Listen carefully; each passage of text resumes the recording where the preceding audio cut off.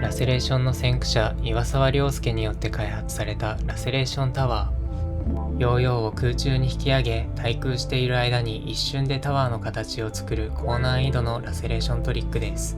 今回はこちらのラセレーションタワーを3分で徹底解説していきます。技の構造自体はフック 1.5 に近いのですが、繊細なストリングのコントロールが求められるので、フック 2.0 以上のラセレーション系トリックに慣れてきたら挑戦してみてください。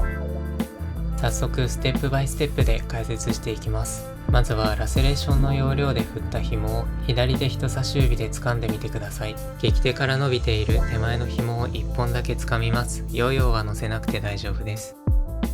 左手で掴んだところより先の紐をそのままの勢いで回し、同じように右手人差し指で掴みます。次は先ほど掴んだ紐にヨーヨーを乗せてみます。右手で掴んでいる1本だけにヨーヨーを乗せます。この時回ってきた紐を2本とも掴んでしまう失敗がよく起こります。ヨーヨーを高めに上げ、掴んだらすぐ手前側に置けることで1本だけ掴むことができます。掴んだ紐に乗せることができたら、その紐をヨーヨーが乗ったまま手前側に移動させてみましょう。この時の形を次はラセレーションで作ります。この時余った紐が右手にかからないようにしてください。右手人差し指の根元で掴むこと、今掴んでいる紐だけにヨーヨーを乗せること、左手を置く右手を手前にし、両手の間の糸を斜めにしておくことがポイントです。余って垂れている輪がヨーヨーの下をくぐるとタワーの形ができます。右手を引き抜くと形は完成です。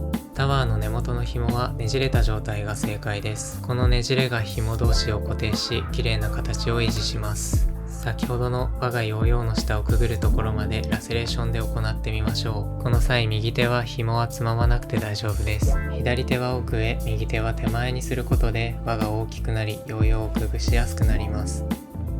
最後は右手を引き抜くところまで全て一手で行ってみましょう。ヨーヨーが落下する勢いを利用してストンと落としましょう。タワーをほどくときはそのままほどこうとすると絡まってしまいやすいです。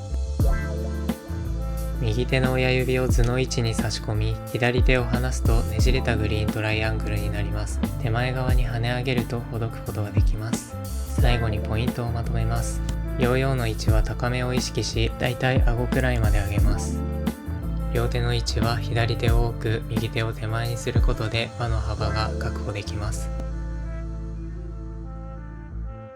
誰もが憧れたあのラセレーションタワー。非常に難しいトリックですが、根気強く練習してぜひ習得してみてください。